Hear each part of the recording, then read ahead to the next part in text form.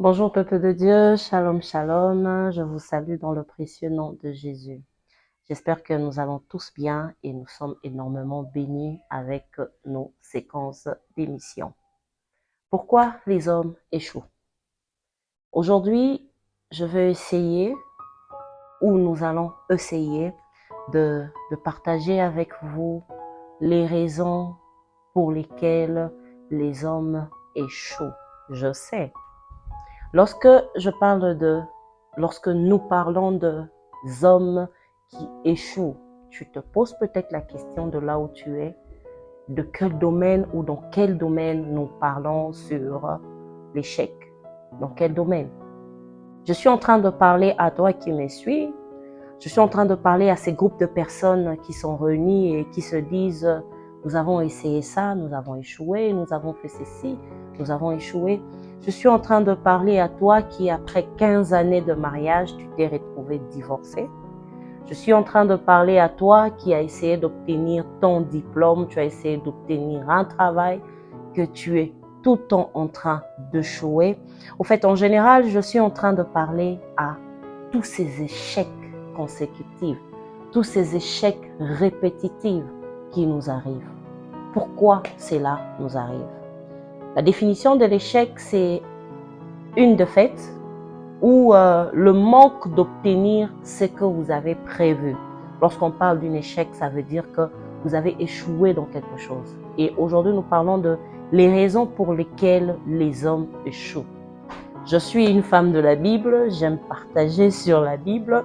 J'étais en train de réfléchir et je me disais, d'où vient l'échec? Si on doit parler de, est-ce qu'on peut avoir une idée sur pourquoi est-ce qu'on va parler d'échec et d'où est-ce que ce mot-là existe? Je réalise que dans l'histoire de la Bible, dans la création de la terre, Dieu a créé la terre, il a béni la terre et là, il a dit à Adam et Ève, je vous donne la terre, dominez-la, assujettissez-la, travaillez sur la terre. Et lorsque je vais encore plus loin, je vois Adam qui désobéit et Dieu qui dit à Adam, cette terre que je t'ai donnée, que tu devrais dominer, assujettir, te donnera de grain avec peine. Tu souffriras. C'est là que je me dis, Adam a échoué.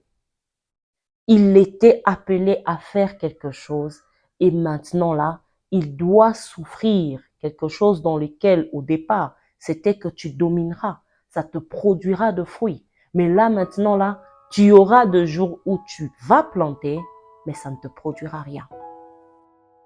Et lorsque je vois cet échec-là, je me dis, comment est-ce que nous nous définissons tous face à l'échec? Adam a échoué parce qu'il a désobéi. Il a échoué à sa mission parce qu'il a désobéi. Et aujourd'hui, avec l'émission, avec mes pasteurs, avec les mamans pasteurs qui passeront, nous serons en train de nous faire comprendre les raisons pour lesquelles les hommes échouent souvent. La première raison, je commence par l'histoire d'Adam, c'est par désobéissance. Lorsque tu essayes d'investir dans quelque chose, je sais qu'aujourd'hui, 80% de personnes peuvent dire que avant d'entamer quelque chose, j'ai besoin des conseils d'une personne qui est, par exemple, expert dans la matière ou une personne qui a de l'expérience. Si je veux faire ce domaine ici, il faut que je trouve une personne appropriée à ce domaine ici. Et lorsque tu t'entames à cela, tu réalises que tu échoues. Mais lorsque tu échoues, tu reviens vers la personne. J'ai fait tout ce que tu m'as demandé. Il risquerait de te poser la question. Est-ce que tu as fait ceci? Ah, de ce côté-ci, je n'ai pas fait.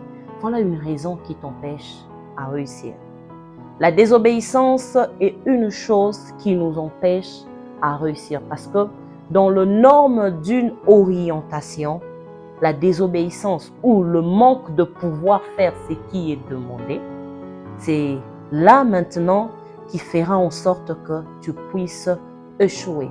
Dans le livre de Psaume 37, 5, la Bible dit « Recommande ton sort à l'Éternel, mets en lui ta confiance et il agira. » Ça aussi, c'est une recommandation.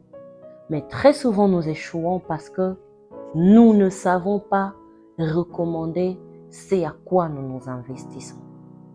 Très souvent, nous nous retrouvons dans un domaine auquel nous nous lançons dans quelque chose auquel nous n'avons pas associé Dieu. Et lorsque nous échouons, nous disons, le Seigneur nous a abandonnés, le Seigneur n'est pas avec nous. Mais j'aimerais dire à une personne, j'aimerais parler à une personne, j'aimerais encourager une personne, dans n'importe quel domaine de ta vie, dans n'importe quel domaine de ta vie, que cela soit dans le mariage, que cela soit dans le business, que cela soit dans les affaires, que cela soit dans le travail, que cela soit dans les études. La première recommandation auquel je nous encouragerai à ne pas désobéir, mais à obéir, c'est le psaume 37:5. Recommande cette chose auquel tu voudrais voir mûrir, fleurir, grandir. Recommande cela à l'Éternel. Mets-y ta confiance. Une fois que tu mets ta confiance en cela, cette obéissance, cet acte de travail, le Seigneur sera derrière ça. Le Seigneur sera derrière cela. Le Seigneur mettra sa main derrière cela et il agira dans tout le domaine.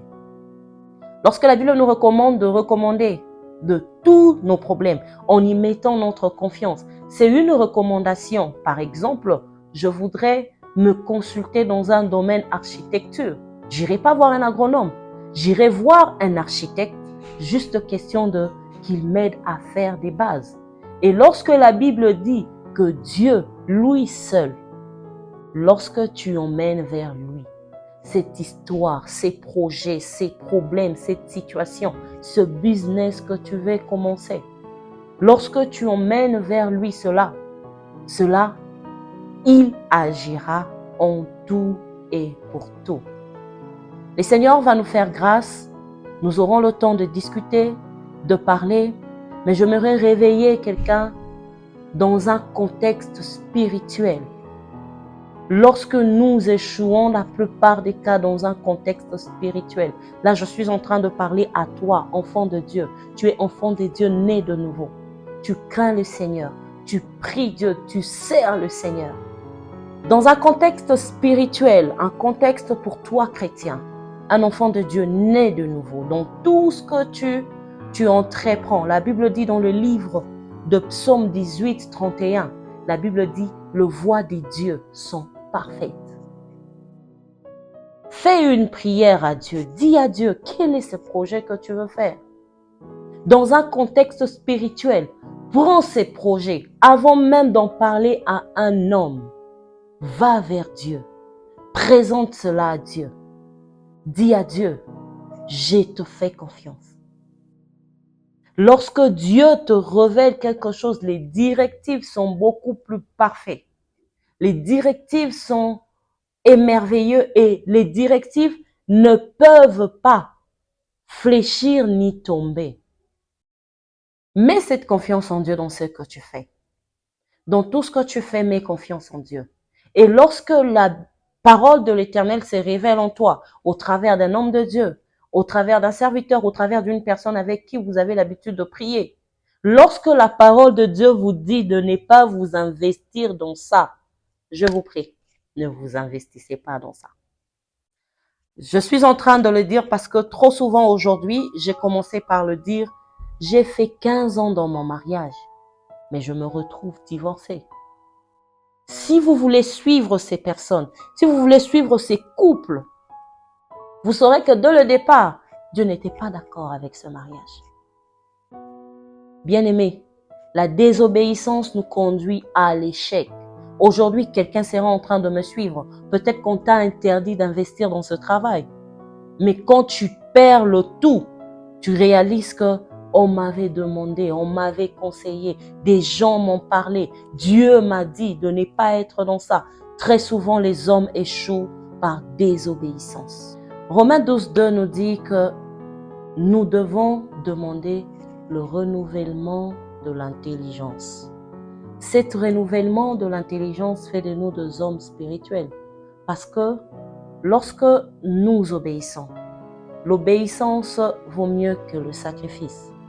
Cette obéissance nous épargne un échec parce que Dieu est divin, omnipotent, omniprésent.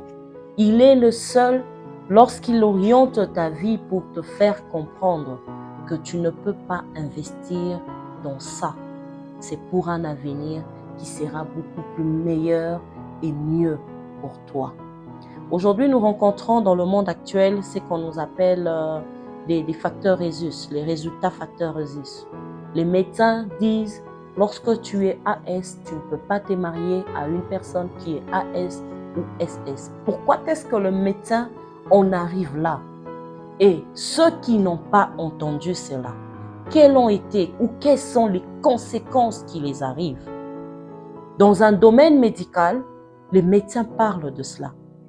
Et dans un domaine spirituel, la voix de Dieu, lorsque c'est présente à vous, la voix de Dieu c'est présente à vous pour vous aider à mieux vous orienter dans ce que vous organisez. La voix de Dieu vient te dire, tu obéis, seulement obéis.